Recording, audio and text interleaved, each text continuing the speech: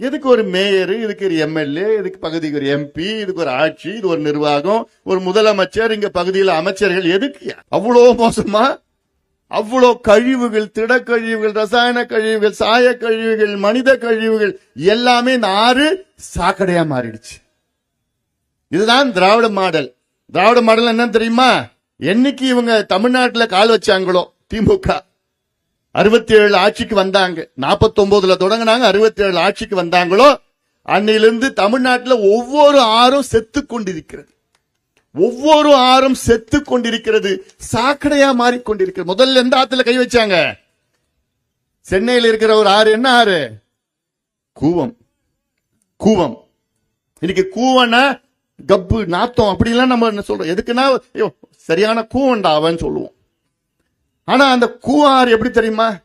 இன்னைக்கும் அந்த கூவம் ஆத்துல சென்னைக்கு, அதாவது அந்த கூவம் ஆறு 72 கிலோமீட்டர். கூவம்னு ஒரு கிராமம், திருவள்ளூர் பகுதியில் இருக்கிற கிராமம். அந்த ஆறு 72 கிலோமீட்டர்ல இன்னைக்கு 50 கிலோமீட்டர்ல அந்த தண்ணியை குடிக்கலாம். இன்னைக்கும் குடிக்கலாம், விவசாயம் பண்ணலாம். ஆனா என்னைக்கு சென்னைக்கு வருதோ, எப்போ சென்னை உள்ள வருதோ சாக்கடையா மாறிடுச்சு. அதே போன்று அடையாறு ஆறு சாக்கடையா மாறிடுச்சு. வைகை ஆறு, மதுரையில வைகை எவ்வளோ வரலாறு இருக்கிறது.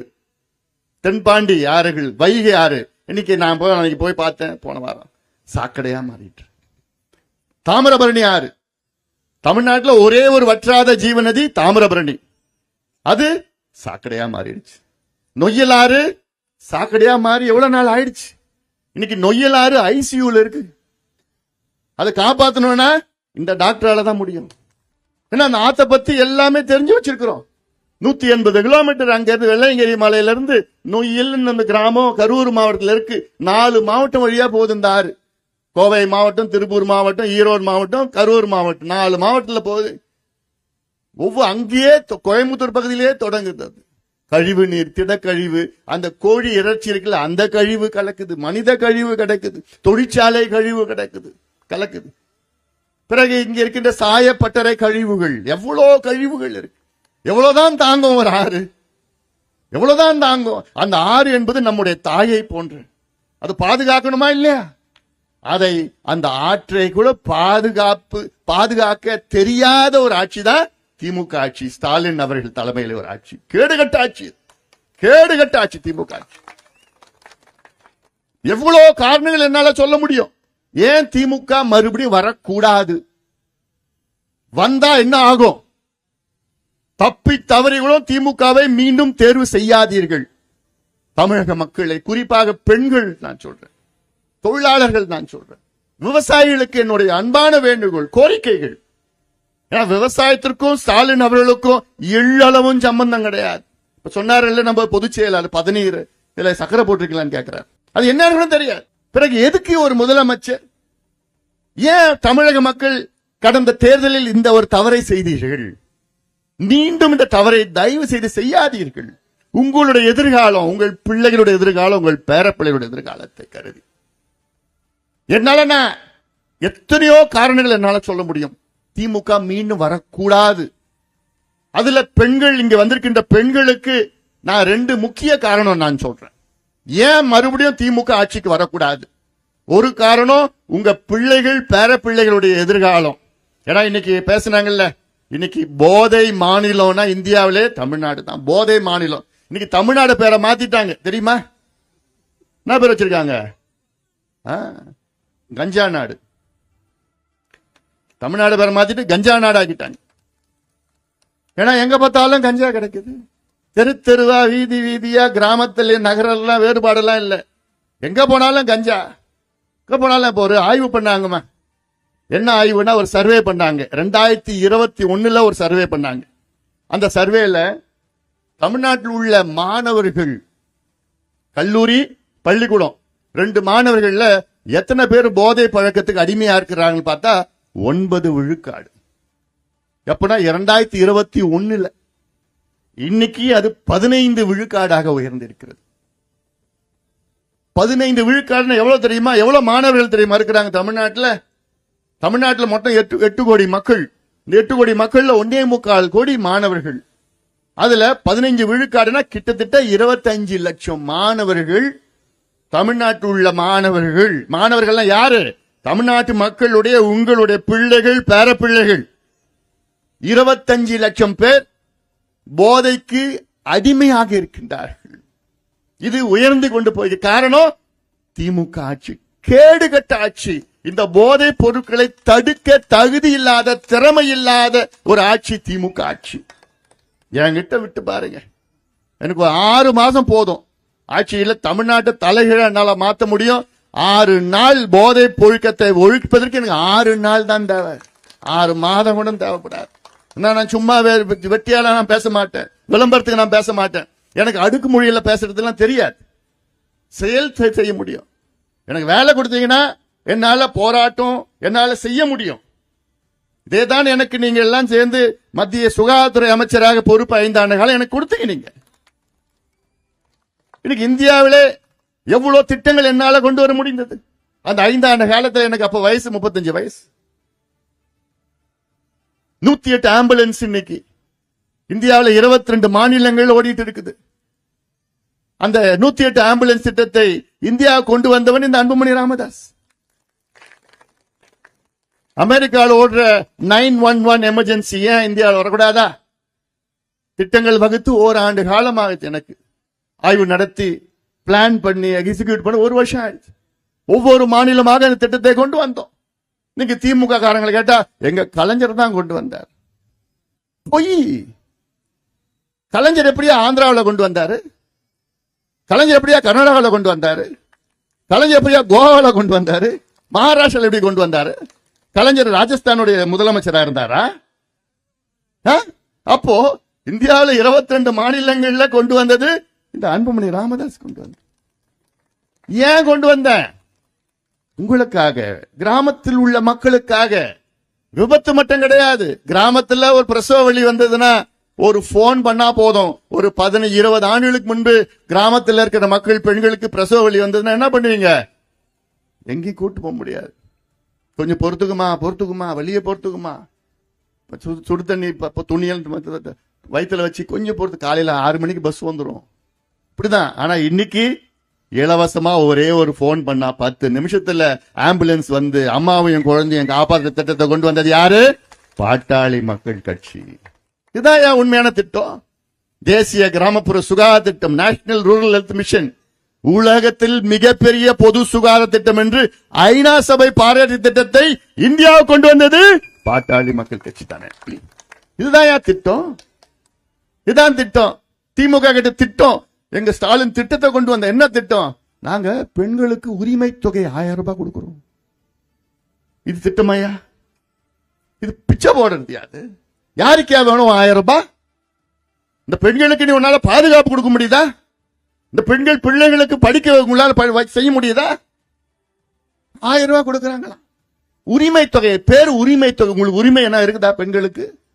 பெண்கள் இன்னைக்கு நீங்க இந்த பிள்ளைங்க தைரியமா போய் பள்ளிக்கூடத்து போய், பெண் பிள்ளைங்க பள்ளிக்கூடத்துல போய் படிச்சுட்டு திரும்பி தைரியமா வீட்டுக்கு வர முடியுதா? பெண் பிள்ளைகள் கல்லூரி போய் படிச்சுட்டு தைரியமா வீட்டுக்கு வர முடியுதா? இல்ல பெண் பிள்ளைகள் வேலைக்கு போயிட்டு திருப்பி தைரியமா வீட்டுக்கு வர முடியுதா? பத்திரமா வர முடியுதா? இல்ல.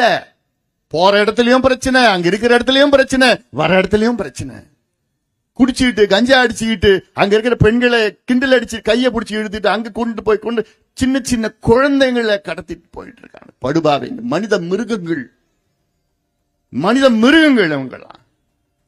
என்ன கேட்டா போதையில இருக்கிறேன், அரசு கொடுத்த டாஸ்மார்க் அது பத்தாது, கஞ்சா, காக்கேன், ஹெராயின், அபின், என்னென்ன அமெரிக்காவில் என்னென்ன போதை பொருள் கிடைக்குது எல்லாத்தையும் இங்க தமிழ்நாட்டுல கிராமத்துல கிடைக்குது. கேடுகட்ட ஆட்சியா? யாரே காரணம்? முதலமைச்சர் ஸ்டாலின் தான் இதுக்கு முழு பொறுப்பு எடுக்கணும். முழு காரணம் ஸ்டாலின் அவர்கள். அவர் கீழே தான் இந்த நாடு மட்டும் இல்ல காவல்துறை இயங்கிக் கொண்டிருக்கிறது. அதனால்தான் நான் சொல்றேன், பெண்களே, தாய்மார்களே, தப்பி தவறி நீங்க மறுபடியும் திமுகவை தயவு செய்து கொண்டு வராதீர்கள். தயவு செய்து கொண்டு வராதீங்க. கொண்டு வந்தீங்கன்னா உங்க பிள்ளைகள், பேர பிள்ளைகளை மறந்துடணும். நான் ஒரு மருத்துவனா நான் சொல்றேன், ஒரு டாக்டரா நான் சொல்றேன், முன்னாள் மத்திய சுகாதாரத்துறை அமைச்சரா நான் சொல்றேன். ஏன்னா நான் பார்த்துட்டேன், நிறைய இடத்துல நான் பார்த்துட்டேன், என்ன நடக்குதுன்னு பார்த்தேன். எனக்கு பயம். அதாவது நான் எனக்கெல்லாம் அப்படியே அதிர்ச்சியில இருக்கிறேன். நான் அமைச்சரா இருந்த இடத்துல இந்தியாவிலே அதிக போதைப் பொருள் பயன்படுத்துகின்ற மாநிலம் பஞ்சாப். அங்க பாகிஸ்தான்ல இருந்து வரும், ஆப்கானிஸ்தான்ல இருந்து அந்த போதைப் பொருட்கள் அங்க பஞ்சாப் தான் பார்டர்ல இருக்கு, எல்லையில இருக்கு. அங்க வரும். அங்க இருக்கிற பிள்ளைகள் இளைஞர்கள் எல்லாமே போட்டு அங்க ஊசி போடுவான், பவுடர் போடுவான், என்னென்னமோ போட்டுட்டு மாத்திரையே போடுவான், போதை மாத்திரை. ஆனால் இன்னைக்கு பஞ்சாபை மிஞ்சி கொண்டிருக்கிறது தமிழ்நாடு.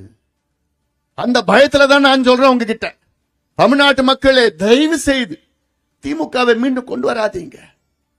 கொண்டு வந்தா நாசமாயிடு. கலைஞர் 3 தலைமுறையில் நாசப்படுத்தினார். ஸ்டாலின் அவருடைய தந்தை கலைஞர் அவர்கள். கலைஞர் அவர்கள் முதலாக தமிழ்நாட்டு முதலமைச்சராக 69 வந்தார். அண்ணா அவர்கள் 67. திமுக ஆட்சி பிடிச்சு 67 அண்ணா அவர்கள் 2 ஆண்டு காலம் ஆண்டார். அந்த 2 ஆண்டு காலம் அண்ணா அவர்கள் ஆண்ட நேரத்திலே அதிகாரிகள் அண்ணாவிடம் சொன்னார்கள், ஐயா தமிழ்நாட்டில் பொருளாதாரம் இல்ல, நிதி பத்தல, எப்படியாவது இந்த சாராய கடை திறந்தீங்கன்னா நிறைய நிதி வரும் அண்ணா கிட்ட சொன்னாங்களா அதிகாரிகள். உடனே அண்ணாவுக்கு கோவம் வந்துடுச்சு.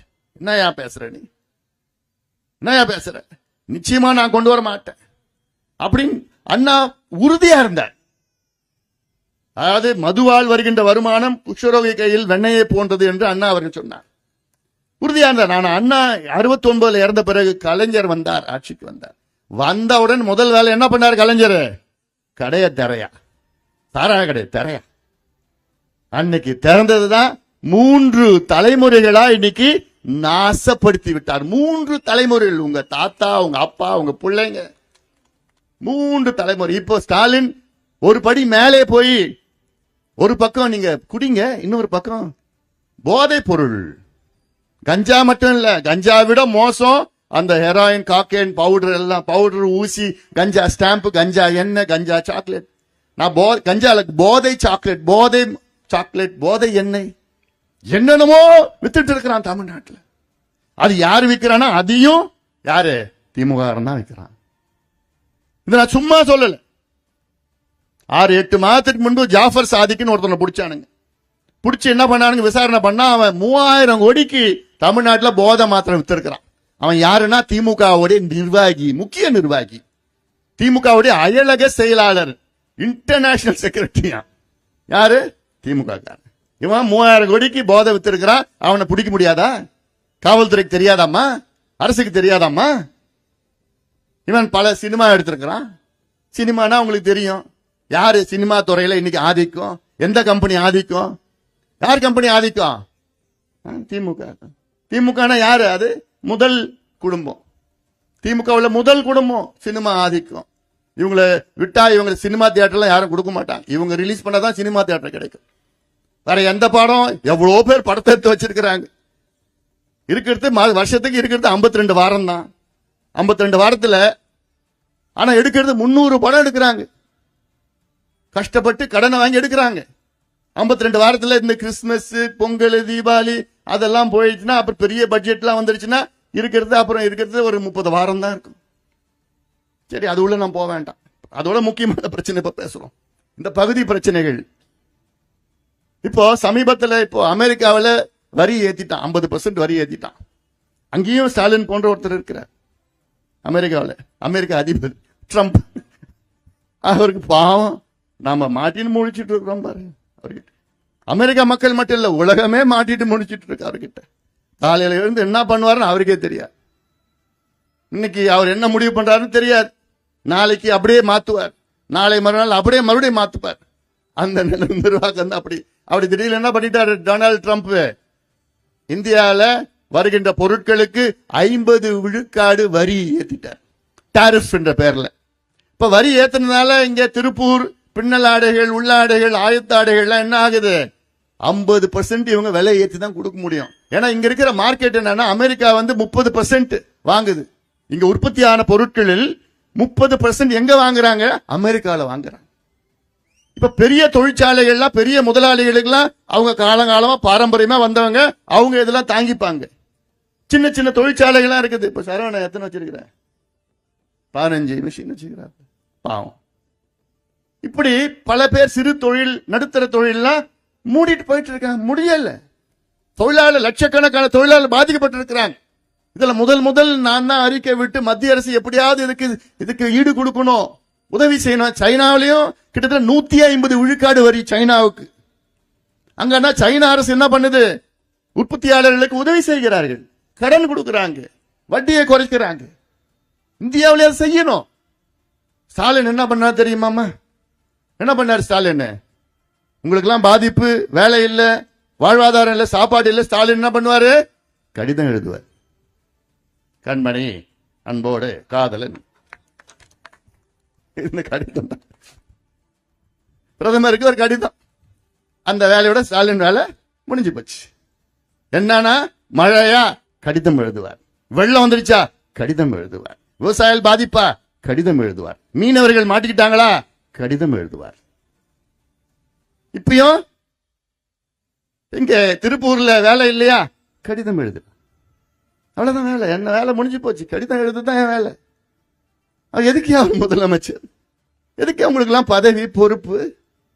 இவ்வளவு பேர் பாதிக்கப்பட்டிருக்கிறாங்களே. என் அறிக்கையில நான் என்ன பண்ணேன்? குறைஞ்சது இங்க இருக்கிற தொழிலாளி வேலை இல்லையா, ஒவ்வொரு மாதமும் 5000 ரூபாய் நீங்க கொடுங்க. வேலை கிடைக்கிறதுக்கு கொடுங்க. ஒரு குடும்பத்துக்கு 5000 ரூபாய் கொடுங்க. நான் சொல்றது நியாயம் தானே? அப்படி தொழிற்சாலைகளுக்கு இப்ப பேங்குக்காரன் அவனுக்கு இதெல்லாம் தெரியாது. அவனுக்கு இதெல்லாம் பிரச்சனை இல்லை. மாசம் மாசம் வட்டி கட்டணும். சரி, அந்த வட்டியை கொஞ்சம் தள்ளி போடுங்க. வட்டிக்கு மானியம் கொடுங்க. இப்படி எல்லாம் உதவி செய்ய வேண்டும் இந்த நேரத்தில். ஏன்னா லட்சக்கணக்கான தொழிலாளர்கள், லட்சக்கணக்கான குடும்பங்கள் இன்று வறுமையில் வாடிக்கொண்டிருக்கிறது. லட்சக்கணக்கான குடும்பங்கள். இது கொங்கு மண்டலம் என்பது நம்முடைய பெருமைக்குரிய ஒரு மண்டலம். இது தமிழ்நாட்டுக்கு மட்டும் இந்தியாவுக்கு பெருமைக்குரிய மண்டலம் கொங்கு மண்டலம். நல்ல உழைப்பாளிகள், நல்ல நேர்மையானவர்கள், நியாயமானவர்கள், உழைப்பாளிகள் இருக்கின்ற பகுதி இந்த பகுதி. அப்படிப்பட்ட பகுதி இன்னும் வளர்ச்சி அடைய வேண்டும், வளர வேண்டும். பிரச்சனை என்றால் இங்கே நாம் இருக்கின்றோம். ஆனால் திமுகவுக்கும் இந்த பிரச்சனைக்கும் எந்த சம்பந்தம் கிடையாது. ரவி சொன்னாப்பல இந்த தொகுதியில், இந்த மாவட்டத்தில் 8 தொகுதிகள் இருக்கிறது. என்னுடைய ஆசனை தெரியுமா? இந்த 8 சட்டமன்ற தொகுதியிலும் திமுக வருகின்ற தேர்தலில் டெபாசிட் இழக்கணும். நிச்சயமா முடியும். அதான் நடக்க போகுது. பார்த்துட்டே இருங்க. சில பேர் கேட்பான், இவன் என்னடா பேசுறான்? பார்த்துட்டே இருங்க. இன்னொரு 5 மாசம் தான் பார்க்க தான் போறீங்க. ஏன்னா இவங்களுக்கு ஆள்வதற்கு தகுதியற்றவர்கள், திறமை இல்லாதவர்கள். இவங்களுக்கு நிர்வாகம் என்னன்னு தெரியாது. இவங்களுக்கு நிர்வாகம் என்ன தெரியுமா? அவங்க அர்த்தத்தில் நிர்வாகம்னா எங்கெங்க சொத்து இருக்குதோ, எங்கெங்க மணல் இருக்குதோ, எங்கெங்க மலை இருக்குதோ அது கொள்ளடிச்சிடணும். அதுதான் திமுக பொறுத்த வரைக்கும் நிர்வாகம். வா, மணல கொள்ளையடுறா, மலைய அடிடா, கிரனைட்ட அடிடா, எங்க பார்த்தாலும் என்ன இருக்குதோ கொள்ளையடிச்சுட்டோம். கேரளாக்காரன் பாரு, அவன் புத்திசாலி. பக்கத்து மாநிலம், அவங்க புத்திசாலி. அங்க கேரளாவில் ஆத்துல இருந்து மணல் எடுக்க முடியாது. ஏன் முடியாது தெரியுமா? சட்டம் இருக்கிறது. ஆத்துல மணல் எடுக்கக்கூடாது, சட்டம் இருக்கிறது. கேரளாவில் பக்கத்து மாநிலங்கள். கர்நாடகாவில் ஆத்துல மணல் எடுக்கக்கூடாதுன்னு சட்டம் இருக்குது கர்நாடகாவில். ஆனா தமிழ்நாட்டில் படுபாவிங்க மணலையும் விட்டு வைக்கல, ஆத்தையும் விட்டு வைக்கல, எதையும் விட்டு வைக்கல. கொள்ளையோ கொள்ளை அடிச்சுட்டு இருக்கிறான். ஏன் அந்த சட்டம் கொண்டு வந்தா என்ன? ஏன் கொண்டு வர முடியாது உங்களால? கேரளாவில் மலையை உடைக்க கூடாதுன்னு சட்டம் இருக்கிறது. தமிழ்நாட்டில் இருக்கிற மலையெல்லாம் காணாம போயிடும். பெரிய பெரிய மலை முழுங்கிகள் யாரு? திமுக காரன். மலையே முழுங்கிடுவோம். அப்படிதான் நடக்குது இங்க.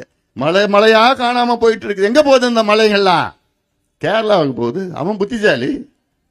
என் ஊர்ல இருக்கிற மலை எல்லாம் அப்படிதான் இருக்கணும், ஆறு தான் அப்படியே இருக்கணும், சுற்றுச்சூழல் அப்படியே இருக்கணும், எல்லாமே இயற்கை காடுகள், வனங்கள் எல்லாம் அப்படியே இருக்கணும். ஆனா தமிழ்நாடு அழிஞ்சா எனக்கு பரவாயில்ல, அங்கிருந்து எல்லாமே எனக்கு வரும்னு கேரளாவில் நினைச்சிட்டு இருக்கிறாங்க.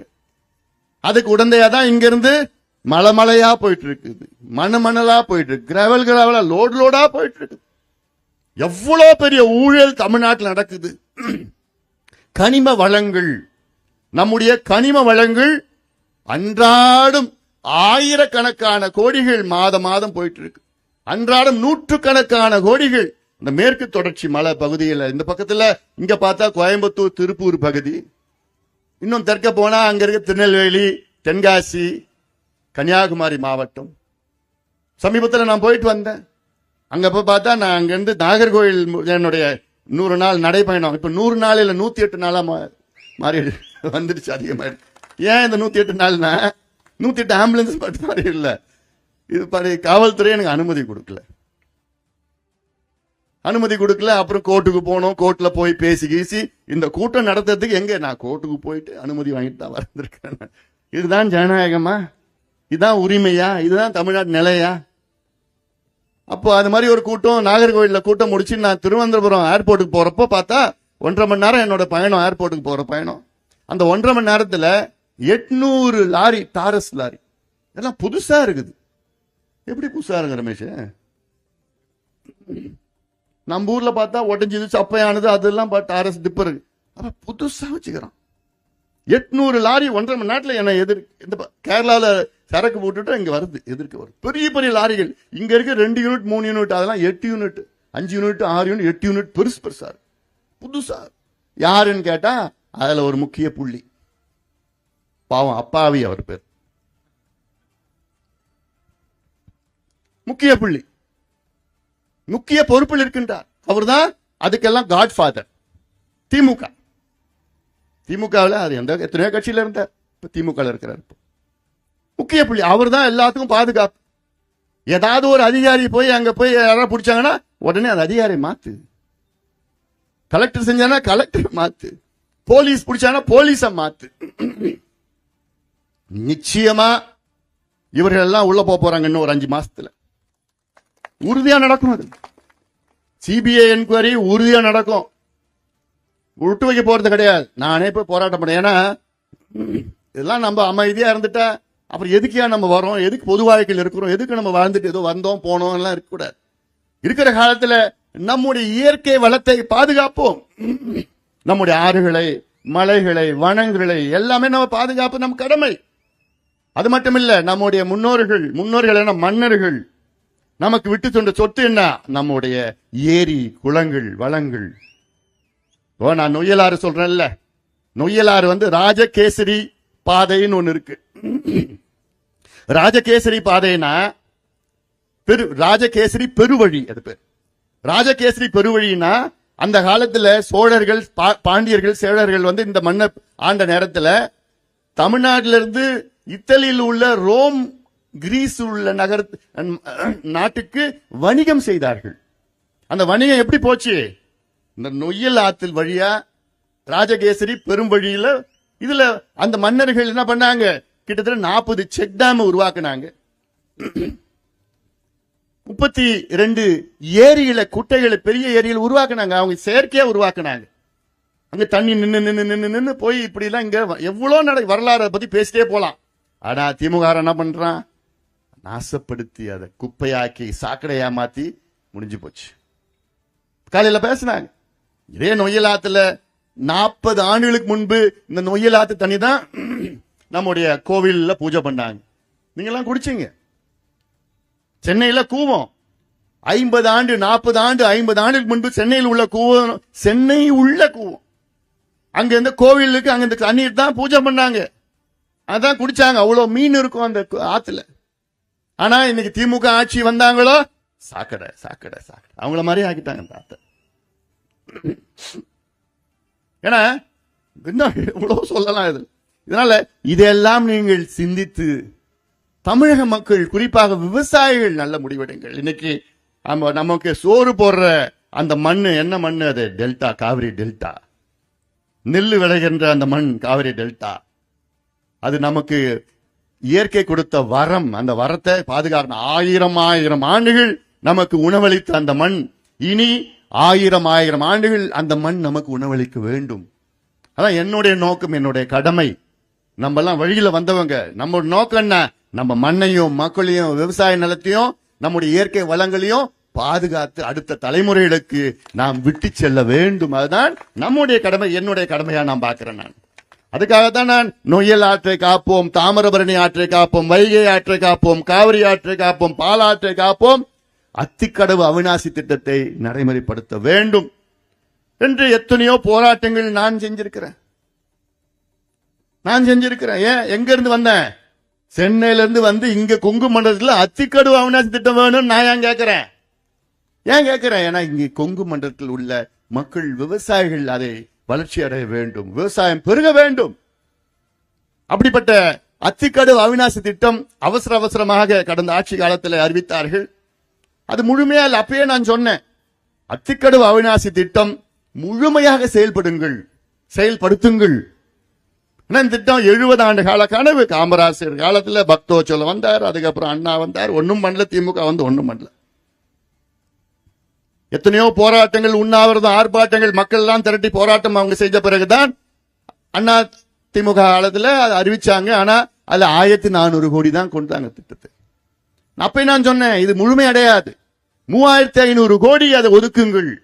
திட்டம் முழுமையை அடைய வேண்டும். ஏன்னா காலிங்கராய வாய்க்கால இருந்து அங்க ரிவர்ஸ்ல இருந்து தண்ணி எடுத்து பம்ப் பண்ணி 6 இடத்துல பம்ப் பண்ணி அதை கொண்டு போறது. இன்னைக்கு பார்த்தா இந்த திட்டம் என்னை பொறுத்த வரைக்கும் தோல்வி அடைந்திருக்கிறது. யாரோட கொண்டு வந்திருக்கலாம் திட்டத்தை. இன்னைக்கு 1050 ஏரிகள் நிரம்பி இருக்கணும் திட்டத்தின் மூலமா. ஒரு ஆண்டுக்கு 70 நாட்கள் தண்ணி கொண்டு வந்திருக்கணும். ஆனா இன்னைக்கு உச்சத்துல வெறும் 20 விழுக்காடு ஏரிகளுக்கு தான் தண்ணி போகுது. அப்புறம் என்ன அர்த்தம்? முழுமை அடையவில்லை. அதற்கு மைய திட்டம் ஒன்று இருக்கு, பாண்டியாறு பண்ணும் புன்னம்பழா திட்டம். பாண்டியாறு புன்னம்பழா திட்டம் அதுவும் காமராஜ் காலத்துல கோரிக்கை. அந்த திட்டம் நிறைவேறினா இன்னைக்கு இந்த அத்திக்கடவு அவிநாசி திட்டம் வெற்றி பெறும். 2 திட்டமும் ஒன்றுக்கு இணைந்த திட்டங்கள். ஆனா இதெல்லாம் திமுக புரியாது. இதெல்லாம் என்னன்னு தெரியாது, அது என்னன்னு தெரியாது. திமுக அதை பத்தி கவலை இல்லை. தண்ணி வருதா இல்லையான்னு தெரிய கவலை இல்லை. ஸ்டாலின் அவர்கள் என்ன பண்ணிருக்காரு? அண்ணா திமுக கொண்டு இந்த திட்டத்தை ரிப்பன் கட் பண்ணிருக்காரு ஸ்டாலின். அதான் பண்ணிருக்காரு, வேற எதுவும் பண்ணல. சரி, தண்ணி வருதா, ஏன் வரல, என்ன செய்யணும்? பாட்டாளி மக்கள் கட்சியுடைய இன்றைக்கு கோரிக்கை என்னன்னா, அத்திக்கடவு அவிநாசி திட்டம் 2 பார்ட் 2 இதை நடைமுறைப்படுத்த வேண்டும், முழுமையாக நடைமுறைப்படுத்த வேண்டும். அது என்னன்னு நான் நமக்கு தெரியும், சொல்ல போறேன். இதெல்லாம் இந்த பகுதி மக்களுக்கு இதெல்லாம் செய்யணும். இந்த செய்தி போனா கொஞ்சம் நல்ல பக்குவமானவர்கள் இந்த கொங்கு மண்டலத்தில் உள்ளவர்கள் ஒரு செய்தி சொன்னா நிச்சயமா எல்லாத்துக்கும் போய் டக்குன்னு சேரும். அதான் இந்த பகுதியை பொறுத்தவரை நல்லது. அதன் பிறகு இப்ப காலையில விமான நிலையத்தில் வந்தேன். விமானத்தில் மூலியமா வந்து விமான நிலையம், கோவை விமான நிலையத்தில் ஒரு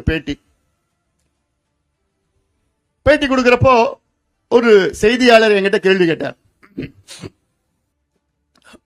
ஒரு செய்தியாளர் என்கிட்ட ஒரு கேள்வி கேட்டார். என்ன சொன்னாரு? இப்ப இருக்கிற ஜென் ஜி என்ன தெரியுமா? இப்ப இருக்கிற இளைஞர்கள், அவங்க பேரு ஜெனரேஷன் ஜி. அவங்க சமீபத்தில் அவங்களுக்கு என்ன, இப்ப டிவியில பாக்குறதுல என்ன, நான் பேசுறதா டிவியில போட போறாங்க. சினிமா என்ன சினிமா ஓடுது, அது எப்படி ஓடுது, டூடு நல்லா ஓடுதா, பைசன் ஓடுதா, மைசன் ஓடுதா, அது ஓடுது இது ஓடுதா, என்ன, அதுதான் விவாதம் நடக்குது, அதுதான் செய்தியெல்லாம் பார்த்துட்டு இருக்கிறாங்க சினிமா. அவர் ஒரு படத்தை சொல்லி, இந்த படத்துல வந்து ஜாதிய வந்து அது அடக்குமுறைகள் இருக்கு, இப்படி எல்லாம் இருக்குது, இப்ப இருக்கிற இளைஞர்களுக்கு ஜாதியே பிடிக்கல, ஜாதியை வந்து எப்படி ஒழிக்கணும், எப்படி அழிக்கணும், இப்படி எல்லாம் ஒரு கேள்வி கேட்டார் என்கிட்ட.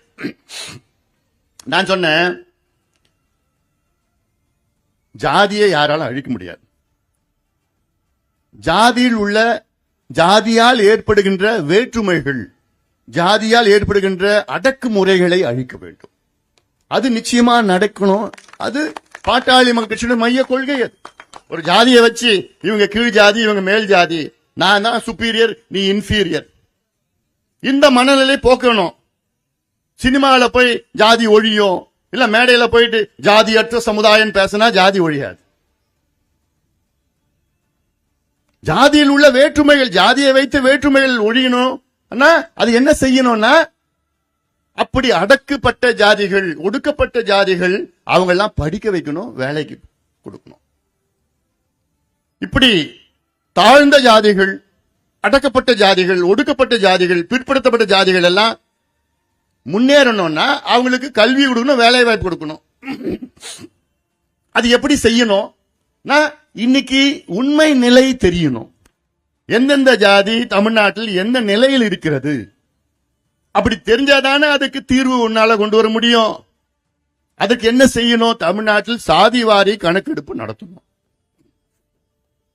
சாதிவாரி கணக்கெடுப்புன்னு நிறைய பேர் என்னடா அவன் சாதிவாரி சொல்றான், சாதியை பத்தி சொல்றான். சரி, உங்களுக்கு சாதி பேரை பிடிக்கலையா, சமூக நீதி கணக்கெடுப்புன்னு வச்சுக்கோங்க, இல்ல திமுக கலைஞர் கணக்கெடுப்பு கூட வச்சுக்கோங்க. உங்களுக்கு தான் கலைஞர் பேர், எல்லாத்துக்கும் கலைஞர் பேர் தான் வைக்கிறீங்களே. இந்த கணக்கெடுப்பு கலைஞர் கணக்கெடுப்பு வச்சுக்கோங்க.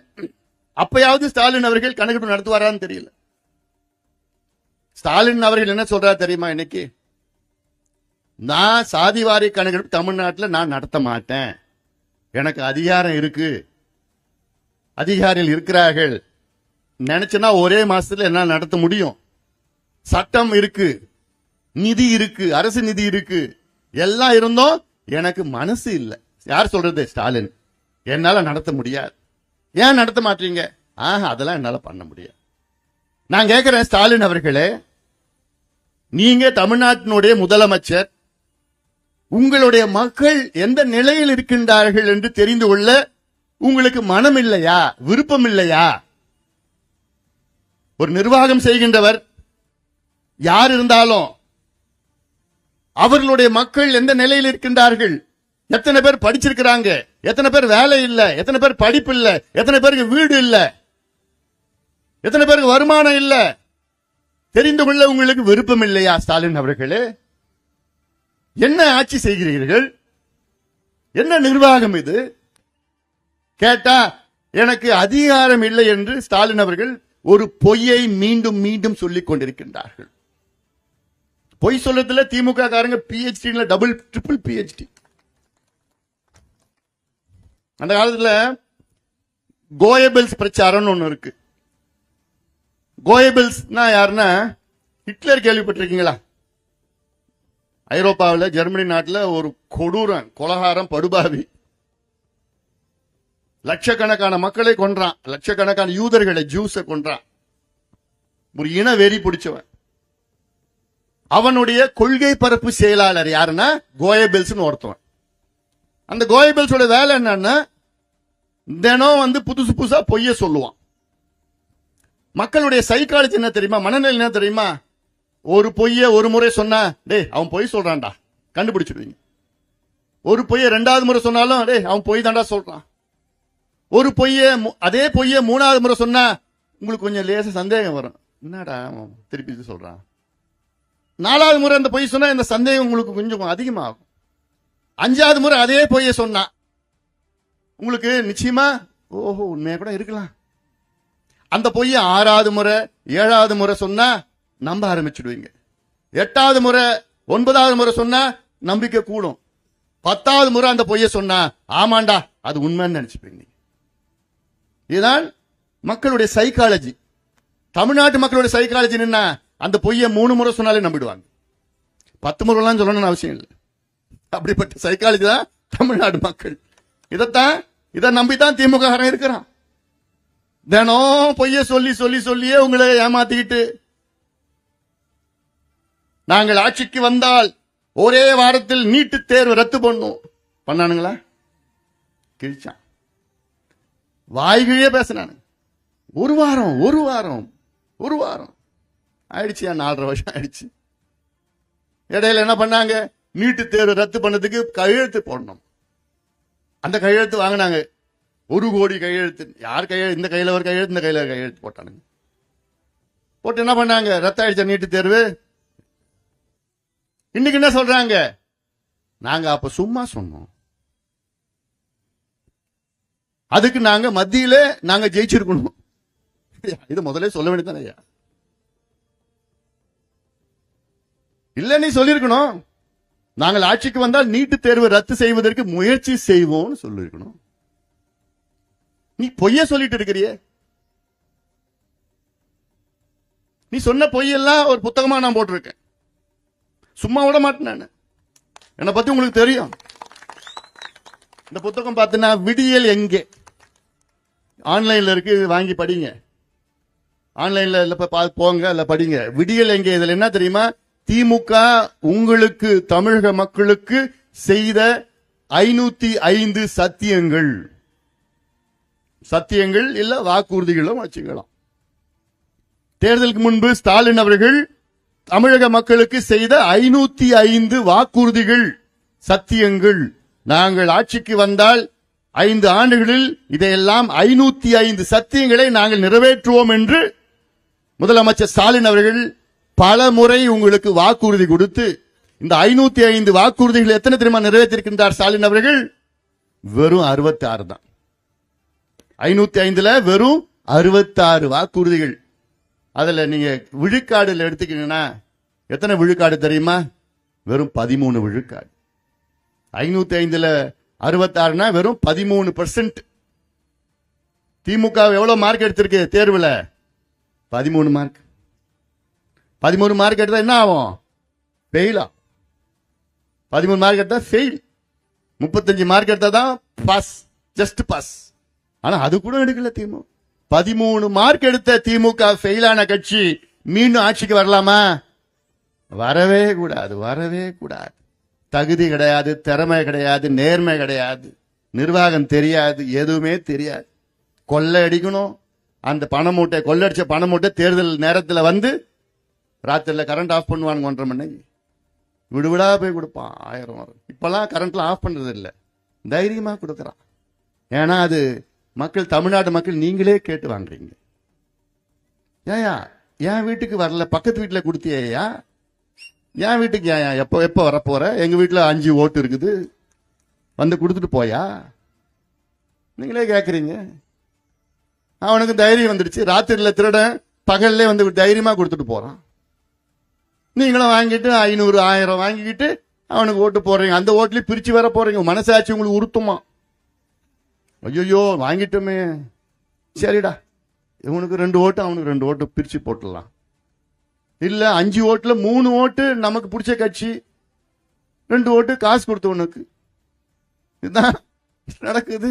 அதனால்தான் திருடர்கள் எல்லாம் ஆட்சிக்கு வராங்க, கொள்ளடிக்கிறவங்க ஆட்சிக்கு வராங்க, திறமை இல்லாதவர்கள் எல்லாம் ஆட்சிக்கு வராங்க, நேர்மை இல்லாதவர்கள் தான் ஆட்சியில் இருக்கிறாங்க, நிர்வாகம்னா என்னன்னு தெரியாதவர்கள் தான் ஆட்சியில் இருக்கிறாங்க. காரணம் என்ன? தமிழக மக்கள். நீங்கள் தான் காரணம். நீங்க தான் ஓட்டு போட்டு அவங்களை தேர்வு பண்றீங்களே. நாங்களும் எவ்வளோ நீர் மேலாண்மைனா என்ன, கல்வி எப்படி இருக்கணும், சுகாதாரம் எப்படி உங்களுக்கு கொடுக்கணும், விவசாயிகள் எப்படி இருக்கணும், விவசாயத்தை எப்படி செய்யணும், விவசாயிகள் எப்படி மதிக்கணும், விவசாயிகள் என்னுடைய கடவுளா நான் பாக்குறேன். எனக்கு சோறு போடுற கடவுள் யாரு? விவசாயிகள். அவங்க மகிழ்ச்சியா இருக்கணும்னு நான் பாக்குறேன். கல்வி எப்படி, எந்த நிலையில இருக்கணும். கார்த்தி பேசினார்ல, 1 பைசா உங்க வீட்டுல இருந்து ஒரு பைசா நீங்க செலவு பண்ணக்கூடாது கல்விக்கு.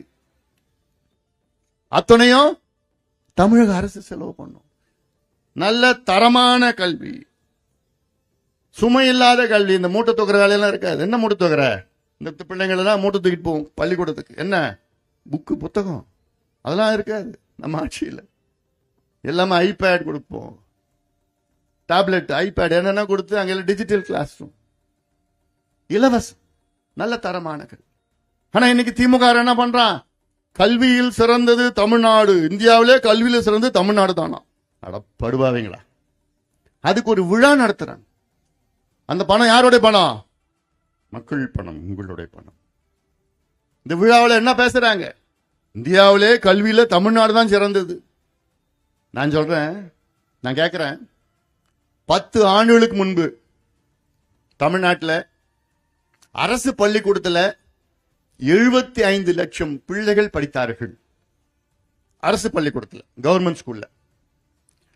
அப்போ தனியார் பள்ளிக்கூடத்தில் 35 லட்சம் பிள்ளைங்க படிச்சாங்க 10 ஆண்டுகளுக்கு முன்பு. இன்னைக்கு அரசு பள்ளிக்கூடத்தில் 52 பிள்ளைங்க படிச்சுட்டு இருக்கிறாங்க. 10 ஆண்டுகளுக்கு முன்பு எவ்வளவு படிச்சாங்க? 75 லட்சம் பிள்ளைங்க படிச்சது, இன்னைக்கு 52 பிள்ளைங்க தான் அரசு பள்ளிக்கூடத்தில் படிக்கிறாங்க. 10 ஆண்டுகளுக்கு முன்பு தனியார் பள்ளிக்கூடத்தில் 35 லட்சம் பிள்ளைங்க படிச்சாங்க, இன்னைக்கு 65 லட்சம் பிள்ளைங்க படிக்கிறாங்க. இதுல என்ன வேடிக்கைன்னா, தனியார் பள்ளிக்கூடம் வெறும் 12,500 தனியார் பள்ளிக்கூடம் தான் இருக்கு. அரசு பள்ளிக்கூடம் எவ்வளவு தெரியுமா இருக்கு? 37,500 அரசு பள்ளிக்கூடம் இருக்கு. வெறும் 12,500 அரசு தனியார் பள்ளிக்கூடத்துல 65 லட்சம் பிள்ளைங்க படிச்சுட்டு இருக்கிறாங்க. ஆனா 37,500 அரசு பள்ளிக்கூடத்துல வெறும் 52 லட்சம் பிள்ளைங்க தான் படிக்கிறாங்க. இன்னைக்கு குறைஞ்சிடுச்சு. அரசு பள்ளிக்கூடத்தை யாரும் அனுப்புறது கிடையாது. ஏன்? ஆசிரியர்கள் கிடையாது, பள்ளிக்கூடம் கிடையாது, உடஞ்ச பள்ளிக்கூடங்கள் இருக்கிறது. தொடக்க பள்ளிக்கூடத்தில் 4000 தொடக்க பள்ளிக்கூடம் 1ஆவதுல இருந்து 5ஆவது வரைக்கும் தமிழ்நாட்டில் தொடக்க பள்ளிக்கூடத்தில் 4000 பள்ளிக்கூடத்தில் ஒரே ஒரு ஆசிரியர் தான் இருக்கிறார்.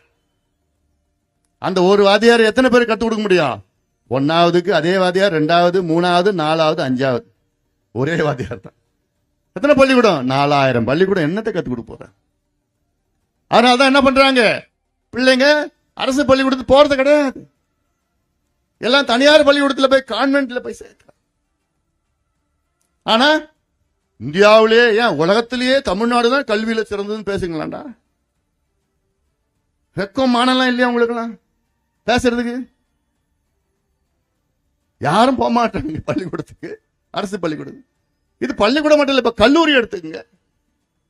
தமிழ்நாட்டில் 180 கலை மற்றும் அறிவியல் கல்லூரி இருக்கு, ஆர்ட்ஸ் அண்ட் சயின்ஸ் காலேஜ். ஒரு காலத்துல போட்டி போட்டுட்டு எங்களுக்கு அட்மிஷன் வேணும், எங்களுக்கு வேணும், நாங்க வேணும், அங்க போனோம், எப்படியாவது படிச்சாங்க பிள்ளைங்க. அதிகமா யார் சேர்ந்தாங்கன்னா பெண்கள் சேர்ந்தாங்க. நானும் எத்தனையோ கல்லூரிக்கு லெட்டர் கொடுப்பேன், ரெக்கமெண்டேஷன் கேட்பாங்க, லெட்டர் கொடுத்தா சேர்த்துருவாங்க. இன்னைக்கு ரெக்கமெண்டேஷன் இல்லை, ஏன்னா 25% இடம் காலியா இருக்கு, யாரும் சேர மாட்டாங்க. என்னடா காரணம் கேட்டா, முதல்ல 180 கல்லூரியில 100 கல்லூரியில பிரின்சிபல் கிடையாது. அதுல இணை பேராசிரியர்கள் இருக்கிறாங்க, உதவி பேராசிரியர். அவர்கள் கிட்டத்தட்ட 10,500 இடங்கள், அதுல 9,000 இடங்கள் காலியா இருக்கு.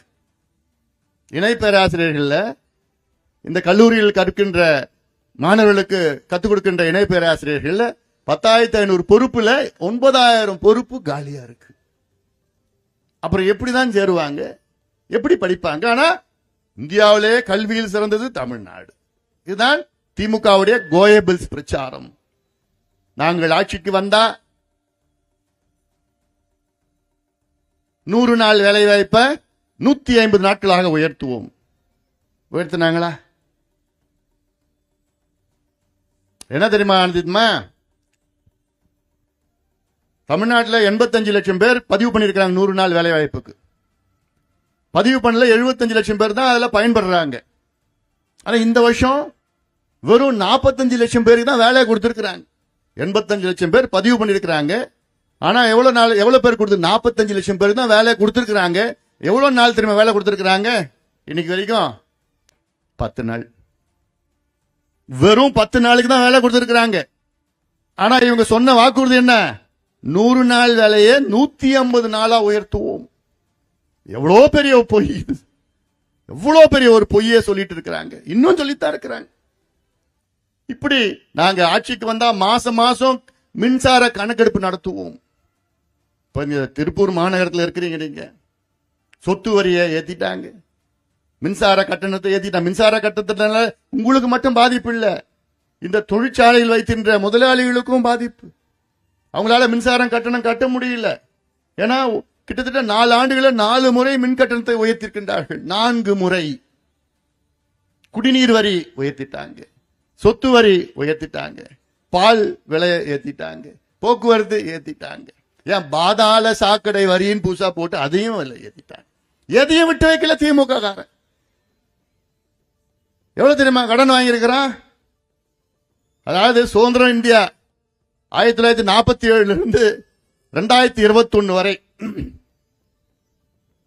இந்தியா சுதந்திரம் அடைந்து 2021 அதிமுக ஆட்சி இறுதி காலத்தில் தமிழ்நாட்டினுடைய நேரடி கடன் 4,30,000 கோடி, கிட்ட 4,50,000 லட்சம் கோடின்னு வச்சுக்கோங்க. இப்ப இந்த 4.5 ஆண்டுல தமிழ்நாட்டினுடைய நேரடி கடன் எவ்வளவு தெரியுமா? கிட்டத்தட்ட 9,70,000, அதாவது 9.5 லட்சம் வச்சுக்கோங்க. 4.5 லட்சம் கோடியில இருந்து 4.5 ஆண்டுகள்ல 9.5 லட்சம் கோடியாக கடன் வாங்கியிருக்கின்றார்கள் திமுக அரசு. இதுதான் நிர்வாக திறமையா? இவ்வளோ காலமா 78 ஆண்டு காலம் தமிழ்நாட்டின் நேரடி கடன் 4.5 லட்சம் கோடி. ஆனா 4.5 வருஷத்துல அப்படியே 2 மடங்கு ஆக்கிட்டாங்க. ஏன் தெரியுமா கடன் வாங்குறாங்க? வட்டி கட்ட முடியல. எங்கேயாவது வட்டி கட்டுறதுக்கு கடனை வாங்கி வட்டி கட்டுவாங்களா? இந்த திமுக கடனை வாங்கி வட்டி கட்டுறாங்க. அந்த வட்டிக்கு அந்த கடனுக்கு வட்டி மறுபடியும் கட்டணும். அங்க யாரு வாங்குறாங்க? இங்க இருந்து கடனை வாங்கி இந்த வட்டியை கட்டுறான். அந்த வட்டிக்கு எங்கன்னா அங்கிருந்து கடனை வாங்கி இந்த வட்டி கட்டணும். அவனுக்கு என்ன, இன்னொரு 4 மாசம் தான், அடுத்தது யாரு வருவாங்க? அவன் வரப்போறது கிடையாது, நம்ம எல்லாம் கொள்ளடிச்சுட்டு போறோம் அப்படின்னு அவன் அந்த முடிவுல இருக்கிறாங்க திமுக காரங்க. அப்படி இவங்களுக்கு நிர்வாகம் தெரியாது, நேர்மையும் தெரியாது, திட்டங்கள் இல்லை, எல்லா ஏமாத்து வேலை, இருக்கிற கனிம வளங்களை சொன்னிட்டாங்க, உங்க பிள்ளைகளை கெடுத்துட்டாங்க, உங்க பேர பிள்ளைகளை அழிச்சுட்டாங்க, பெண் பிள்ளைகளுக்கு பாதுகாப்பு கிடையாது, 4 வயசு குழந்தை, 8 வயசு குழந்தைய இந்த மனித மிருகங்கள், போதையில் இருக்கிற மனித மிருகங்கள் எல்லாம் கெடுத்துட்டு நாசப்படுத்தி அதன் பிறகு அப்படியே எல்லாம் பயந்து போயிருக்கிறாங்க. இன்னைக்கு பயந்து போயிருக்கிறாங்க. இதெல்லாம் சரியான பாடத்தை தமிழக மக்கள் புகட்ட வேண்டும். நேரம் வந்துடுச்சு, இன்னொரு 4-5 மாசம் தான். 4-5 மாசம். இன்னைக்கு நீங்க முடிவு செய்து என்ன பண்ணணும்? ஒன்னே ஒண்ணு நீங்க இன்னைக்கு முடிவு செய்கிறது என்னன்னு, வருகின்ற தேர்தலில் யார் வர வேண்டும் என்பதை விட யார் வரக்கூடாது என்ற முடிவை இன்னைக்கு நீங்க எடுங்க. இன்னைக்கு நீங்க யார் வரக்கூடாதுன்னா திமுக வரக்கூடாது.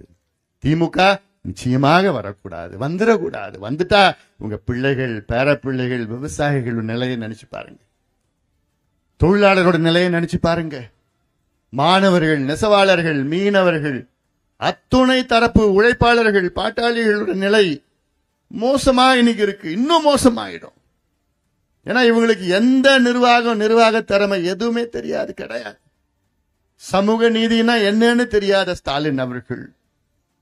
ஆனா நான் தந்தை பெரியாருடைய கொள்ளு பேரன் சொல்லிக்குவாரு, அண்ணாவுடைய பேரன், கலைஞருடைய பையன், அவங்க பேர் கூட பயன்படுத்தக்கூடாது. பெரியார் அவர்களும் அண்ணா அவர்களும் கலைஞர் அவர்களும் சமூக நீதிக்காக நின்றவர்கள். ஆனால் ஸ்டாலின் அவர்களே, உங்களுக்கும் சமூக நீதிக்கு என்ன சம்பந்தம் இருக்கியா? எவ்வளவு பெரிய துரோகத்தை தமிழ்நாட்டுக்கு நீங்க செஞ்சிட்டு இருக்கிறீங்க. உங்ககிட்ட அதிகாரம் இருந்தும் கணக்கெடுப்பு நடத்த நீங்கள் மறுக்கிறீர்கள், தயங்குறீர்கள் சொல்ல மாட்டேன். அவருக்கு நல்லா தெரியும், இந்தியாவில் 7 மாநிலங்கள்ல கணக்கெடுப்பு நடத்தி முடிச்சுட்டாங்க. நடத்தி முடிச்சு அங்க இடஒதுக்கீடு உயர்த்திருக்கின்றார்கள். இன்னொன்னு நான் கேட்கிறேன், திமுக கூட்டணியில் இருக்கின்ற கட்சிகளை நான் கேட்கிறேன். இப்போ அண்ணன் வைகோ இருக்கிறார், மதிமுக. அவர் நான் தந்தை பெரியார் வழியில் வந்தவன் என்று பல முறை சொல்லியிருக்கின்றார். அது நான் ஏத்துக்கிறேன். சமூக நீதி என் உயிர் மூச்சு என்று வைகோ சொல்றார், நான் ஏத்துக்கிறேன். வைகோ அவர்களை நான் கேட்கிறேன், அண்ணன் வைகோ அவர்களே, தமிழ்நாட்டிலே சமூக நீதி நிலைநாட்ட வேண்டும் என்றால் அடிப்படையில எந்தெந்த சமூகங்கள், எந்தெந்த சமுதாயங்கள் என்ன நிலையில் இருக்கிறது என்று தெரிந்து கொள்ள தமிழ்நாட்டில் சாதிவாரி கணக்கெடுப்பு நடத்த வேண்டுமா இல்ல? அது ஏன் நீங்க அழுத்தம் கொடுக்கல? அது ஏன் நீங்க வலியுறுத்தல? அது ஏன் நீங்க உங்களுடைய முதலமைச்சர், கூட்டணி கட்சியின் தலைவர் ஸ்டாலின் அவர்களை பார்த்து ஏன் நீங்க போராடல, அழுத்தம் கொடுக்கல? ஏ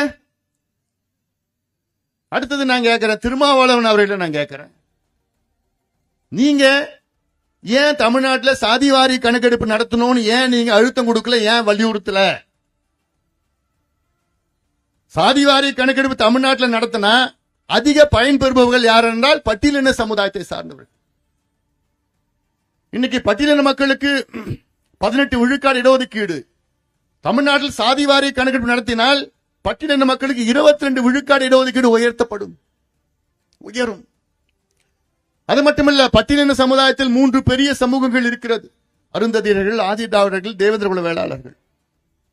அதில் 78 உட்பிரிவுகள் இருக்கிறது. இந்த 78 உட்பிரிவுகளில் பல உட்பிரிவுகளுக்கு இடம் கிடைக்கல, படிப்பு இல்ல, வேலை இல்ல. அது எப்படி நீங்க தெரிஞ்சுப்பீங்க? சமூக நீதினா என்ன? இல்லாதவர்களுக்கு கொடுப்பதுதான் சமூக நீதி.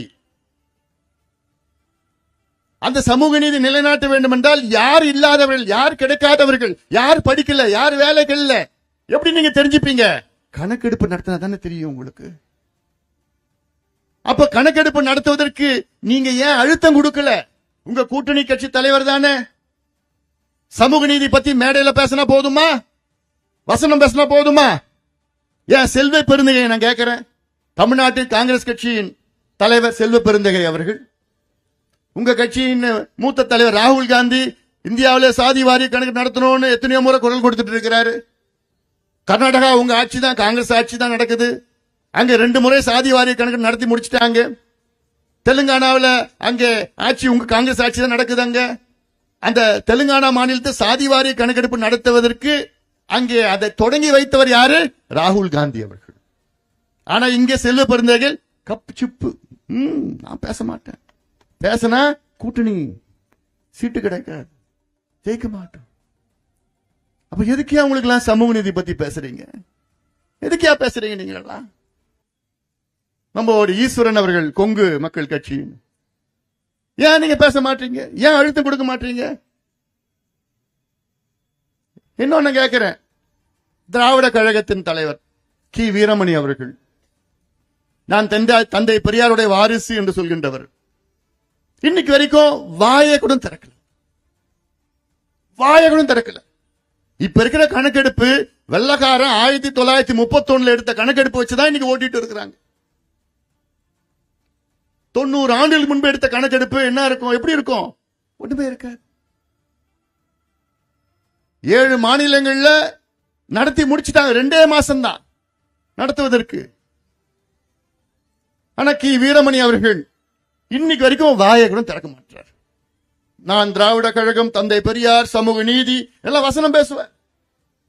ஏன் நீங்க அழுத்தம் கொடுக்க மாட்டீங்க? ஆனா இதே வீரமணி அவர்கள் ஜெயலலிதா அம்மையாருடைய முதல் ஆட்சி காலத்தில் ஜெயலலிதா அம்மையாரை அழுத்தம் கொடுத்து பிறகு நம்முடைய தமிழ்நாட்டினுடைய 69 விழுக்காடு இடஒதுக்கீட்டுக்கு பாதுகாப்பு, அதாவது 9வது அட்டவணையிலே பாதுகாப்பு வழங்கப்பட்டது. நாடாளுமன்றத்திலே அரசியல் சாசன சட்ட திருத்தம், கான்ஸ்டிடியூஷனல் அமெண்ட்மெண்ட் கொண்டு வந்தாங்க. அந்த அம்மா கொண்டு வரல, அந்த அம்மா அழுத்தம் கொடுத்தாங்க. நரசிம்மராவ் அவர்களுக்கு அழுத்தம் கொடுத்து தமிழ்நாட்டுடைய 69 விழுக்காடு இடஒதுக்கீட்டு 9வது அட்டவணையிலே பாதுகாப்பு வழங்கியது முன்னாள் முதலமைச்சர் ஜெயலலிதா அம்மையார் அவர்கள் தான். இது எத்தனை அதிமுக தெரியுதான்னு தெரியல எனக்கு. தமிழ்நாடு மக்கள் காலகாலமா அந்த அம்மா மறக்க கூடாது. இது எவ்வளவு பெரிய ஒரு சமூக நீதி போரை வென்றார்கள். ஆனா அப்போ கி வீரமணி அவர்கள் ஜெயலலிதா அம்மையாருக்கு ஆலோசகராக இருந்தார். அழுத்தம் கொடுத்துதான் இதை கொண்டு வந்தாங்க. அதே கி வீரமணி அவர்கள் இன்னைக்கு ஏன் நீங்க அமைதியா இருக்கிறீங்க? ஏன் மௌனமா இருக்கிறீங்க? எவ்வளவு பெரிய ஒரு அநீதியை ஸ்டாலின் அவர்கள் இன்னைக்கு செய்து கொண்டிருக்கின்றார். தமிழ்நாட்டு மக்களுக்கு கணக்கெடுப்பு நடத்த ஏன் தயங்குறீங்க? இந்த கணக்கெடுப்பு நடத்தினா அடுத்த 50 ஆண்டு காலம் இந்த தரவுகளை வைத்து தமிழ்நாட்டை வேகமாக முன்னேற்றலாம். இது ஏதோ ஒரு ஜாதி பிரச்சனை கிடையாது. இது வன்னியர் பிரச்சனையோ, இது நாடார் பிரச்சனையோ, இது கவுண்டர் பிரச்சனையோ கிடையாது. தமிழ்நாட்டுடைய வளர்ச்சி பிரச்சனை, ஒட்டுமொத்த வளர்ச்சி இதில் தான் அடங்கியிருக்கிறது. நீங்க கணக்கெடுப்பு நடந்ததுன்னா தமிழ்நாடு அடுத்த 50 ஆண்டுகள் முன்னேற வேண்டிய தமிழ்நாடு 20 ஆண்டுகளில் முன்னேற்றம் அடையும். 20 ஆண்டுகள் முன்னேற்றம் அடையும். கணக்கெடுப்பு நடத்தினா போதும். என்ன கணக்கெடுப்பு நான் சொல்றேன்? தமிழ்நாட்டில் 2 கோடி குடும்பம் இருக்கு. 2 கோடி குடும்பத்தில் 2 கோடி குடும்பம் எந்த நிலையில இருக்குன்னு தெரியுது தான் கணக்கெடுப்பு. ஒரு வீட்டுக்கு போங்க, அந்த வீட்டுல எத்தனை பேர் இருக்கிறாங்க, என்ன மதத்தை சார்ந்தவர்கள், என்ன ஜாதியை சார்ந்தவர்கள், என்ன உட்பிரிவு, ஜாதினா அதுல உட்பிரிவு என்ன பிரிவு, இதை எடுத்துட்டு அந்த வீட்டுல எத்தனை பேர் இருக்காங்க, அந்த வீடு எப்படிப்பட்ட வீடு, சொந்த வீடா, வாடகை வீடா, கல்லு வீடா, குடிசை வீடா, ஓட்டு வீடா, எத்தனை ஸ்கொயர் ஃபீட் வீடு, அந்த வீட்டுல எத்தனை பாத்ரூம் இருக்கு, பாத்ரூம்ல தண்ணி வருதா, குடிநீர் வருதா, மின்சாரம் இருக்குதா, இது எல்லாம் ஒரு கணக்கு. இது பிறகு அந்த வீட்டுல எத்தனை பேர் படிச்சிருக்கிறாங்க, எத்தனை பேர் பட்டதாரிகள், எத்தனை பேர் ஸ்கூலுக்கே போல, எத்தனை பெண்கள், எத்தனை ஆண்கள், எத்தனை பேர் அரசு வேலையில இருக்காங்க, எத்தனை பேர் தனியார் வேலையில இருக்கிறாங்க, அந்த வீட்டுல பைக் இருக்குதா, சைக்கிள் இருக்குதா, எத்தனை, இதெல்லாம் கணக்கெடுப்பு நடத்த 70 கேள்விகள் வச்சு கணக்கெடுப்பு நடத்தினா அந்த கணக்கெடுப்பு டேட்டா டேட்டா என்ட்ரியில கம்ப்யூட்டர்ல போட்டா முடி திருத்துகின்ற சமுதாயம் பட்டன் அமுக்கினா போதும். எத்தனை பேர் தமிழ்நாட்டில் முடி திருத்துகின்ற சமுதாயம் இருக்கின்றார்கள், அதுல எத்தனை பேர் படிச்சிருக்கிறாங்க, எத்தனை பேர் வேலையில இல்ல, எத்தனை பேர் பட்டதாரிகள், எத்தனை பேருக்கு மாசம் வருமானம் இவ்வளவுதான் இருக்கு. கணக்கெடுப்பு டேட்டா. சலவை தொழிலாளர்கள் எத்தனை பேர் இருக்கிறாங்க, எந்த நிலையில இருக்கிறாங்கன்னு பட்டன் நமக்குனா எல்லாமே வந்துடும், டேட்டா வந்துட போகுது. மீனவர்கள் எத்தனை பேர் இருக்கிறாங்க, என்ன நிலையில இருக்கிறாங்கன்னு டேட்டா வந்துட போகுது. அப்படி நீங்க ஒவ்வொரு சமுதாயத்திற்கும் நீங்கள் அவங்கள எத்தனை பேர் படிக்கிறாங்க, இல்ல இடஒதுக்கீடு கொடுக்கலாம், கல்வியை கொடுக்கலாம், வேலை வாய்ப்பை உருவாக்கலாம், கடனை கொடுக்கலாம், வீடு கட்டி கொடுக்கலாம். எவ்வளவு செய்யலாம் அதுல. அப்படி செய்தால்தான் வேகமாக தமிழ்நாடு முன்னேறும். நீ கொடுக்கிற 1000 ரூபாயில முன்னேறாது. நீ கொடுக்கிற 1000 ரூபாயில முன்னேறாது.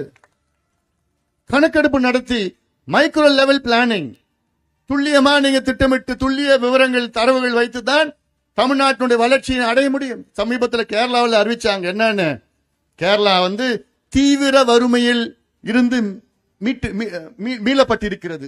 தீவிர வறுமைனா extreme poverty. Kerala extreme poverty free. எப்படி பண்ணிருக்காங்க? கணக்கெடுப்பு நடத்தி அதுல இருக்கின்ற 64,000 பேர் ஏதோ கண்டுபிடிச்சிருக்காங்க. அந்த 64,000 குடும்பத்தை கண்டறிந்து அவங்களுக்கு வேலையை கொடுத்து கடனை கொடுத்து உதவி செஞ்சு அவங்கள வறுமையிலிருந்து மீட்டெடுக்கிறாங்க. அப்ப என்ன வேணும் உங்களுக்கு? கணக்கெடுப்பு வேணும், டேட்டா வேணும். யா அந்த டேட்டாவுக்கு எதுக்குயா நீங்க தயங்குறீங்க? எதுக்கு நீங்க பயப்படுறீங்க? அதிகாரம் இருக்கு, எல்லாமே இருக்கு, மனசு இல்ல. ஏன் மனசு இல்ல? ஏன்னா உங்களை சுத்தி 4-5 வியாபாரிகள் இருக்கின்றார்கள். அமைச்சர்கள் என்ற போர்வையில 4 வியாபாரிகள். அந்த வியாபாரிகளுக்கு வியாபாரம் தவிர வேற சமூக நீதியோ எதுவும் தெரியாது. அவங்களுக்கு கணக்கு வேற கணக்கு. எப்படி சம்பாதிக்கலாம், எப்படி கொள்ளடிக்கலாம், சொத்துக்களை எப்படி கொள்ளடிக்கலாம், இப்படிதான் வியாபாரிகள் இருக்கிறாங்க. அப்படிப்பட்ட வியாபாரிகள் தான் ஸ்டாலின் அவர்களை சுத்தி இருக்கின்ற நிலை. அதனால்தான் எடுக்க மாட்டார். இதுவே கலைஞர் இன்னைக்கு ஆட்சியில் இருந்தாருன்னா ஒரே நாள்ல எடுத்து கணக்கெடுப்பு நடத்தி முடிச்சுட்டு இருப்பார். அவருக்கு அந்த சமூக நீதி உணர்வு கலைஞர் அவர்களுக்கு நிறைய இருந்தது. ஆனா இவருக்கு ஸ்டாலின் அவருக்கும் சம்பந்தமே கிடையாது. அதான் எனக்கு வருத்தமா இருக்கு. எவ்வளவு இருக்கு அதிகாரம், எல்லாமே இருக்கு. நீதிமன்றமும் ஏத்துக்குச்சு. கணக்கெடுப்பு மாநில அரசும் கணக்கெடுப்பு நடத்தலாம்னு கர்நாடகா நீதிமன்றம் ஏத்துக்குச்சு, பீகார் நீதிமன்றம் ஏத்துக்குச்சு, ஏன் உச்ச நீதிமன்றமே ஏத்துக்குச்சு. ஆனா எனக்கு அதிகாரம் இல்ல அப்படின்னு பொய்யை சொல்லிக் கொண்டிருக்கின்ற முதலமைச்சர் ஸ்டாலின் அவர்களே, தமிழக மக்கள் உங்களை மன்னிக்கவே மாட்டாங்க. நீங்க செய்யறது தமிழ்நாட்டுக்கு சாதாரண துரோகம் கிடையாது. அதிகாரம் வைத்துக் கொண்டு எனக்கு அதிகாரம் இல்லை என்று பொய்யை சொல்லிக் கொண்டிருக்கின்ற முதலமைச்சர் ஸ்டாலின் அவர்களே, நிச்சயமாக வருகின்ற தேர்தலில் தமிழக மக்கள் உங்களுக்கு சரியான பாடத்தை புகுட்டு உங்களை ஆட்சியை விட்டு தூக்கி எறிவார்கள் தமிழக மக்கள். அது உறுதி உறுதி உறுதி. ஏன்னா எல்லா தரப்பு மக்களும் இன்னைக்கு பாதிக்கப்பட்டிருக்கின்றார்கள். எல்லா தரப்பு மக்களும் பாதிக்கப்பட்டிருக்கின்றார்கள். இது செய்தால் போதும். இது மட்டுமில்ல, நான் ஆசிரியர் கி வீரமணி அவர்களுக்கு ஒரு வேண்டுகோள். நீங்க அந்த காலத்தில் ஜெயலலிதா அம்மையாருக்கு அழுத்தம் கொடுத்து அந்த 69 விழுக்காடு இடஒதுக்கீட்டுக்கு 9வது அட்டவணையிலே அங்கே அரசியல் சாசன சட்ட திருத்தத்தை கொண்டு வந்து பாதுகாப்பு அளித்தீர்கள். அந்த 69 விழுக்காடு இடஒதுக்கீட்டுக்கு இன்னைக்கு ஆபத்து வந்திருக்கிறது. உச்சநீதிமன்றத்திலே வழக்கு நிலுவையில் இருக்கிறது. என்னைக்குனா இந்த கேஸ் வரும். கேஸ் உச்சநீதிமன்ற சுப்ரீம் கோர்ட்ல அப்படியே இருக்கு. அது என்னைக்கு வருதோ அன்னைக்கு தமிழ்நாட்டில் 69 விழுக்காடு இடஒதுக்கீடு காலி. ஏன் தெரியுமா காலி? நம்ம நியாயப்படுத்த முடியாது. தமிழ்நாட்டில் உச்சநீதிமன்ற நீதிபதிகள் கேட்ட கேள்வி என்ன தெரியுமா? தமிழ்நாட்டில் 69 விழுக்காடு இடஒதுக்கீடு கொடுக்கப்படுகிறது. தமிழ்நாட்டில் 69 விழுக்காடு மக்கள் தாழ்த்தப்பட்ட மக்கள், அதாவது பட்டியலின மக்கள், பழங்குடி மக்கள், மிக பிற்படுத்தப்பட்ட மக்கள், பிசி, எஸ்சி, எஸ்டி, எம்பிசி 69% இருக்கிறாங்களான்னு கேட்கணும். கேள்வி கேட்கறாங்க ஜட்ஜுங்க. அது எப்படி நம்ம பதில் சொல்ல முடியும்? இருக்கிறாங்க யுவர் ஆனர் அப்படின்னு சொன்னா டேட்டா டேட்டா கேட்பாங்க. நம்மால எங்க டேட்டா வச்சிருக்கிறாரு? 1931 டேட்டா வச்சிருக்கிறாரு. இது ஏத்துப்பாங்களா நீதிமன்றம்? ஏத்துக்க மாட்டாங்க. உடனே கேன்சல்ட். 69% reservation cancel, only 50%. அப்போ இந்த நிலை தெரிந்தும் ஆசிரியர் கி வீரமணி அவர்கள் அமைதியாக இருக்கின்றார்கள். அப்பனா என்ன அர்த்தம்? என்ன அர்த்தம்? இவங்களுக்கு சமூக நீதிக்கு இவங்களுக்கும் சம்பந்தமே இல்லைன்னு தானே அர்த்தம். மேடையில பேசுறதுனா மைக்கு கொடுத்தா என்ன வேணா பேசுவாங்க, மணிக்கணக்கில் பேசிட்டு இருப்பாங்க. ஆனால் இவர்கள் அழுத்தம் கொடுக்கறதுக்கெல்லாம் நாங்க பண்ண மாட்டோம். இதுதான் சமூக நீதி, இதான் உண்மையான சமூக நீதி. கணக்கெடுப்பு நடத்தி யாருக்கு கிடைக்கலையோ, யாருக்கு படிப்பு இல்லையோ படிப்பு கொடுக்கறது தான் சமூக நீதி. யாருக்கு வேலை இல்லையோ வேலை உருவாக்குறது தான் சமூக நீதி. யாருக்கு இடஒதுக்கீடு கிடைக்கலையோ இடஒதுக்கீடு உருவாக்குவது தான் சமூக நீதி. இப்படிதான் தமிழ்நாடு முன்னேறும். இதை செய்ய வேண்டும் என்றால் திமுகவில் நிச்சயமா முடியாது. ஆனால் மீண்டும் மீண்டும் தமிழக மக்களே, திமுகவை புறக்கணியுங்கள். நிச்சயமாக உங்களுக்கு அது தேவையில்லை, தேவைப்படாது. இந்த தவறை எவ்வளவு பெரிய தவறு! கடந்த 3 தேர்தலில் திமுகவுக்கு வாக்களித்த தமிழக மக்கள். 2019 நாடாளுமன்ற தேர்தல் திமுக மிகப்பெரிய வெற்றி, 40ல் 39. 2021 முதலமைச்சர் அவர்கள் ஸ்டாலின் அவர்களை முதலமைச்சர் ஆக்கினீர்கள். 2024 நாடாளுமன்ற தேர்தலில் 40க்கு 40 திமுக. 2026 தேர்தலில் என்ன நடக்கும்? திமுக வீட்டுக்கு அனுப்பப்படும். திமுக வீட்டுக்கு அனுப்பப்படும். திருப்பி மறுபடியும் எழவே கூடாது. அதனால அதை உறுதிப்படுத்த வேண்டும் என்ற நோக்கத்திலே தான் என்னுடைய நடைபயணத்தை நான் மேற்கொண்டிருக்கின்றேன். நடைபயணத்தை நீங்கள் நிச்சயமாக இங்கு மேடையில் இருக்கின்ற அத்துணை நிர்வாகிகள், ரமேஷ், ரவி உள்ளிட்ட அத்துணை நிர்வாகிகளுக்கும் என்னுடைய வாழ்த்துக்கள் தெரிவிக்கின்றேன்.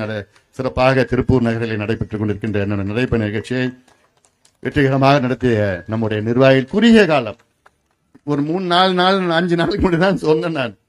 ஏன்னா என்னுடைய பயணத்தை எல்லாம் தள்ளி நிறுத்திட்டாங்க, காவல்துறையில் அனுமதி கொடுக்கல. அப்புறம் நாங்கள் நீதிமன்றம் போய் அப்புறம் அவசரமா நடத்தின நடைபயணம் இது. இன்னும் கொஞ்சம் கால அவகாசம் இருந்ததுன்னா தீபாவளியில எல்லாம் ஊருக்கு போய் இன்னும் வரல நிறைய பேர், தீபாவளி காலம். அதனால இதெல்லாம் தெரிந்து கொள்ளுங்கள், புரிந்து கொள்ளுங்கள். நாம் எல்லோரும் ஒன்று சேர்ந்து நம்முடைய உரிமைகளை மீட்டெடுப்போம், தமிழக மக்களுடைய உரிமைகளை மீட்டெடுப்போம். திமுக ஆட்சிக்கு முற்றுப்புள்ளி வைப்போம். திமுக ஆட்சிக்கு நாம் எல்லோரும் சேர்ந்து விடை கொடுப்போம். நாம் உரிமைகளை நாம் மீட்டெடுப்போம். நன்றி.